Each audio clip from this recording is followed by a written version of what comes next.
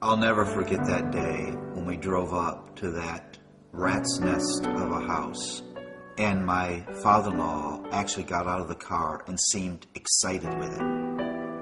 I was looking at a mess. What he saw was what that house once was and what that house someday could be. That's the world that we live in. We live in a world that was gorgeously designed, but now has been terribly broken by sin. It's a disheveled, broken down house. So one of the things that God's Spirit does inside of us, He reveals to us the degree of our own brokenness. God begins to open my eyes to the condition of my own heart, my selfishness, my greediness, my bitterness, my self-righteousness, my lust, my anger. And what He's doing is calling me away from that self-righteousness that is me telling me I'm okay just the way I am. Look, I'm the broken down house. I need to be restored. It's not just the world around me.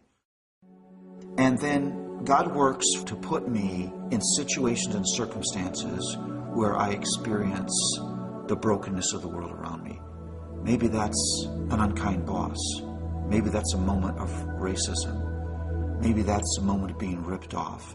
And so I begin to weep for me, and I begin to weep for my world. And that weeping is a good thing. Jesus said, "Blessed are those who mourn, for they should be comforted."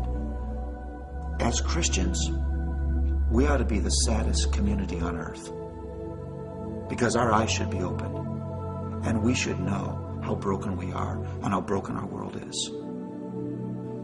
But that sadness is harmonized by notes of celebration, because although we realize we're terribly broken and our world is terribly broken, we know the divine contractor, the divine carpenter, has entered the house with his tools of restoration, and there's hope for us, and there's hope for our world.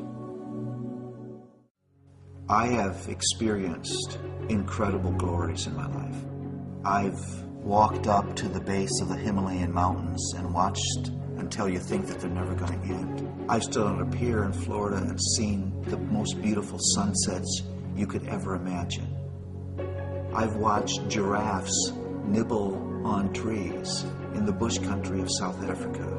I've seen physical feats by athletes that blow your mind. You watch it and you think, he couldn't actually have done that.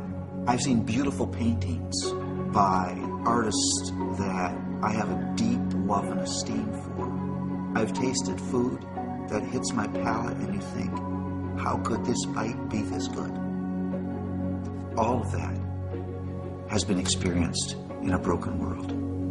If what I've experienced is just a shadow of what is to come, what will the restored house be like?